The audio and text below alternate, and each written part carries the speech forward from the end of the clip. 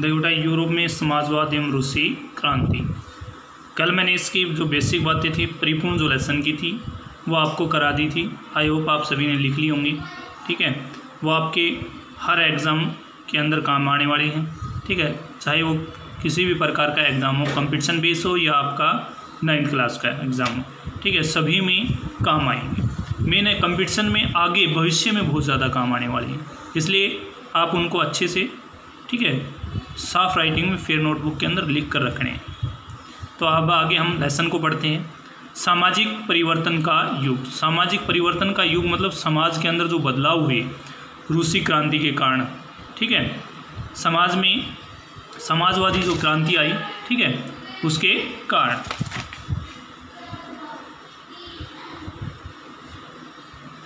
तो पिछले अध्याय में आपने फ्रांसीसी क्रांति के बाद यूरोप में फैलते जा रहे स्वतंत्र और समानता के शक्तिशाली विचारों के बारे में पढ़ा। फ्रांसीसी क्रांतिकारी ने सामाजिक संरचना के क्षेत्र में आमूल परिवर्तन की संभावना का सूत्रपात कर दिया था। जैसा कि आप पढ़ चुके हैं, 18वीं सदी से पहले फ्रांस का समाज मोटे तौर पर एस्टेट और श्रेणियों में बटा हुआ था। ये बात सही है कि फ्रांस जो है, समाज जो है वो 3 एस्टेटों में बटा हुआ था। ठीक है, ये मैंने फर्स्ट लेसन में ही कराया था फ्रांसीसी क्रांति के अंदर ही। ठीक है, बटा हुआ था। समाज की आर्थिक और सामाजिक सत्ता पर कुलीन वर्ग, जो सामाजिक सत्ता थी, कुलीन और चर्च, इन दो वर्गों का नियंत्रण था। ठीक है, और जो तीसरी एस्टेट थी उनका शोषण हो रहा था। लेकिन क्रांति के बाद इस संरचना को बदलना संभव दिखाई देने लगा।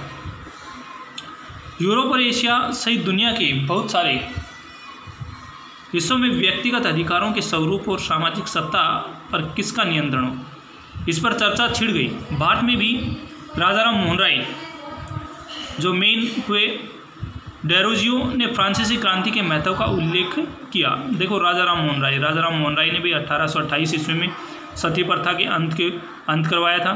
ठीक है, ये एक समाज सुधारक थे। ठीक है, जिसने समाज के अंदर जो सामाजिक परिवर्तन है उसके अंदर अहम भूमिका निभाई, क्योंकि जो रूढ़िवादी परंपराएं थी उनका अंत कराने वाले पहले व्यक्ति थे। उसके बाद है और भी बहुत सारे लोग क्रांति पश्चात यूरोप की स्थितियों के बारे में चल रही बहस में कूद पड़े।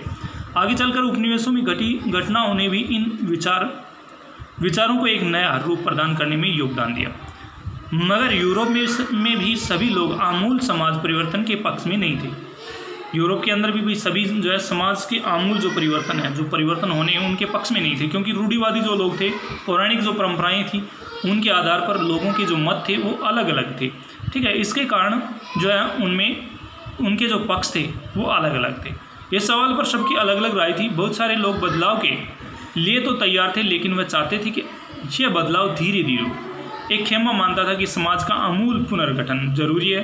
कुछ रूढ़िवादी जो पुराने विचारों के लोग थे, तो कुछ उदारवादी मतलब परिपूर्ण रूप से समाज के अंदर बदलाव चाहते थे।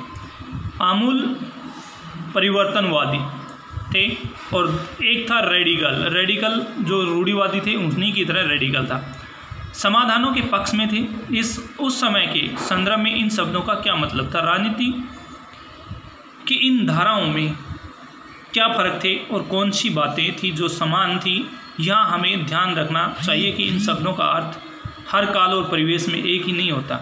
इस अध्याय में हम 19वीं शताब्दी के कुछ महत्वपूर्ण राजनीतिक परंपराओं का अध्ययन करेंगे और देखेंगे कि उन्होंने परिवर्तन के संदर्भ में क्या असर डाला। इसके बाद हम एक ऐसी ऐतिहासिक घटना पर अपना ध्यान केंद्रित करेंगे जिसमें समाज के रेडिकल पुनर्गठन का एक गंभीर प्रयास किया गया।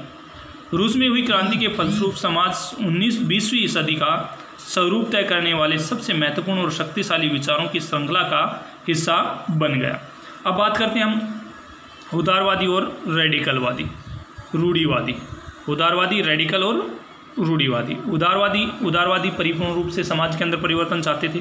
ठीक है, रेडिकल और रूढ़िवादी दोनों जो थे, इनकी विचारधारा समान सी थी, मगर बाद में इन दोनों ने माना कि भाई समाज के अंदर जो है परिवर्तन होने चाहिए।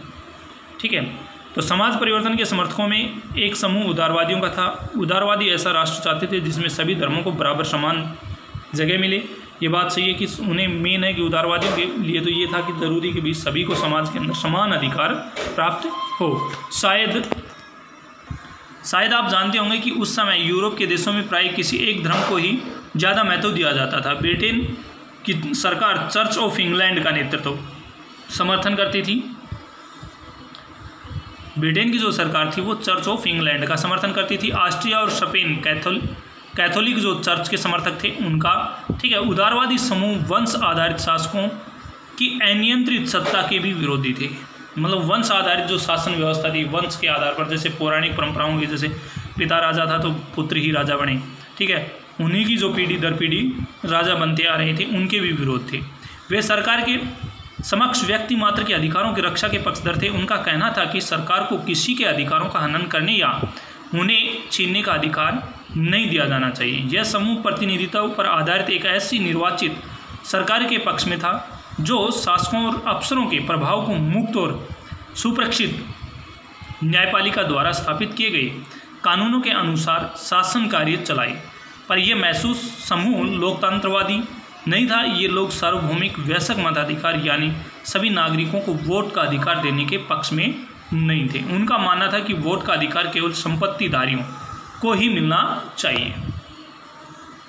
मैंने कि कुछ एक लोग जो चाहते थे कि भी संपत्ति जो प्राप्त, जिनके पास संपत्ति सबसे अधिक है, उन्हीं लोगों को मत देने का अधिकार हो, मगर उदारवादी चाहते थे कि भाई परिपूर्ण समाज के अंदर सभी को मत देने का अधिकार हो।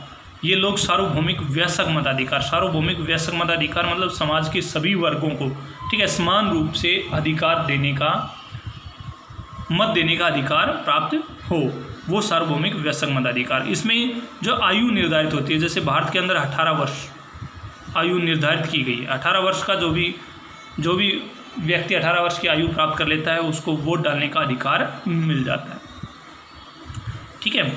इसके विपरीत रेडिकल समूह के लोग ऐसी सरकार के पक्ष में नहीं थे जो देश की आबादी के बहुमत के समर्थन पर आधारित हो। उनमें से बहुत सारे लोग महिला मताधिकार आंदोलन के भी समर्थक थे।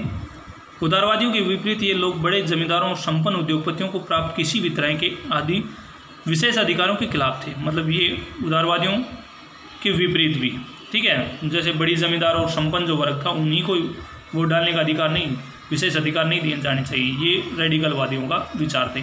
वे निजी संपत्ति के विरोधी नहीं थे, लेकिन केवल कुछ लोगों के पास संपत्ति के संकेंद्रण का विरोध जरूर करते थे। निजी संपत्ति के विरोधी नहीं थे, क्योंकि निजी अपनी खुद की भूमि जो है, संपत्ति जो है वो रख सकते हैं, मगर जो निजी संपत्ति की जगह जो है केवल कुछ लोगों के पास संपत्ति का जो संकेंद्रण किया गया उसका विरोधी थे।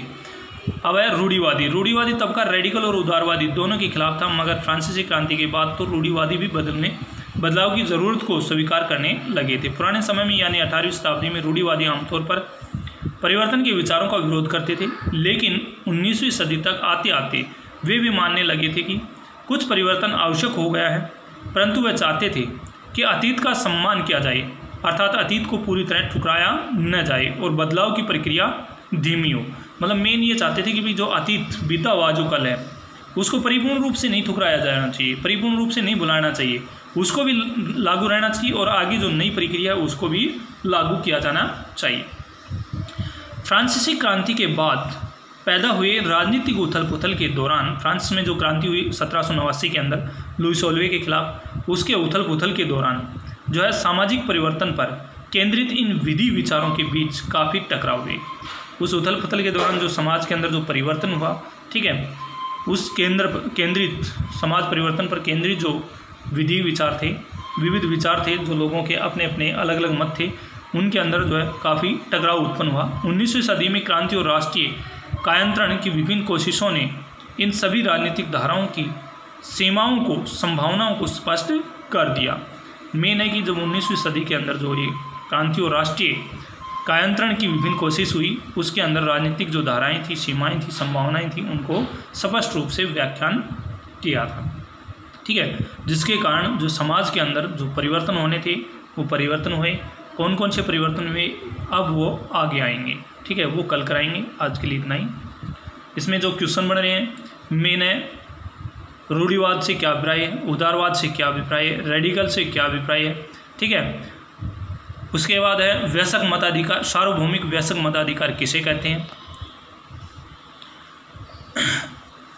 यूरोपीय देशों में प्राय किन धर्मों को, किन धर्मों को विशेष जो महत्व दिया गया था। ये क्वेश्चन बन रहे हैं, ये क्वेश्चन आपको लिखने हैं। ठीक है भाई।